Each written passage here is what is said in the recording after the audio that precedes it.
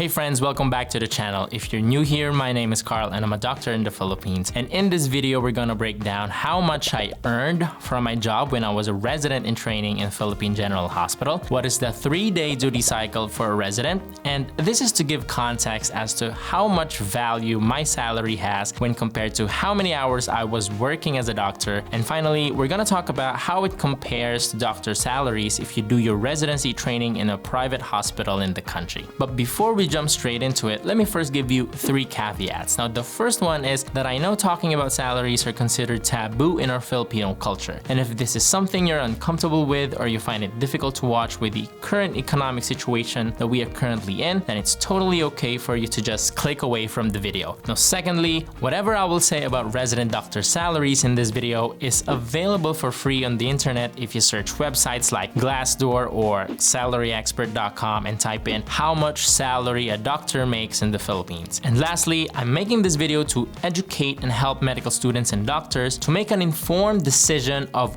where and when to pursue residency here in the country or whether to just take exams and work abroad. And with all of that out of the way, let's dive right into the video, starting with how much I earn. So I started my internal medicine training last January 2018 from the Philippine General Hospital up to until December 2020, so that's around 3 years worth of training as an internal medicine resident in one of the biggest hospitals in the country. And in those 3 years, I earned around about 51 to 55,000 pesos per month working as a resident doctor. The amount falls within a range because there are certain salary bonuses that are included in some months, but not always. And the average working hours of a resident is somewhere around 100 to 108 hours per week on average. Yes, I know it sounds crazy, but that's a reality for most residency training programs in the Philippines, for internal medicine residency at least. And the hours would be much longer if you're a surgical resident. And nope, you don't get paid for overtime work. Now compare this to working hours of doctors abroad. For example, in the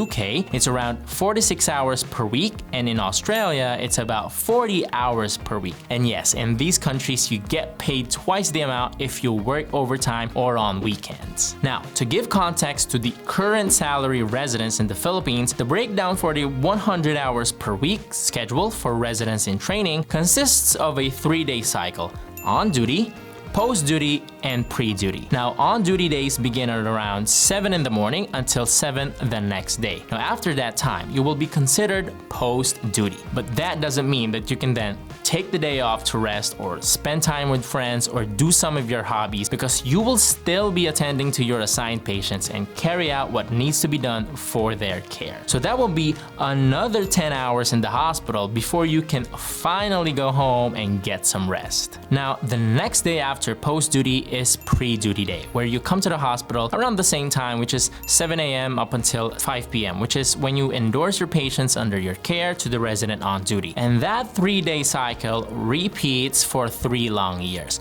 So if you take that 51,000 pesos monthly salary and divide it by the 432 hours that I spent per month for 3 years, that comes out at an hourly rate of just around 118 pesos per hour. Now that is crazy, and this amount is already after tax deductions and also including the bonuses. Now, how about for private hospitals? Now, before COVID, which is around January 2020, the salary in private hospitals is 15 to 20,000 pesos per month. But right now, for example, in St. Luke's Hospital in Quezon City, the salary went up to around 30,000 pesos per month. Now, the 3-day cycle of duty, post-duty, and pre-duty is still followed in private hospitals. But one of the main differences in training at private hospitals versus government hospitals is that there's understandably a higher volume of patients in government hospitals. So that's why I believe that if money is not a problem for you and you couldn't care less how much the salary is, then it'll be much easier for you to choose where to do your residency, because for someone who needs to have a higher salary because he or she pays his or her own bills, all the private hospitals with a lower amount of salary would immediately get ruled out in choosing where to do residency. Now, if you like this video and you still haven't decided if you should pursue residency, or if you have already decided but not quite sure when and where, you might want to check this video out, which is about how to choose a residency program for you. Now, thank you so much for watching, and see you in the next video. Bye.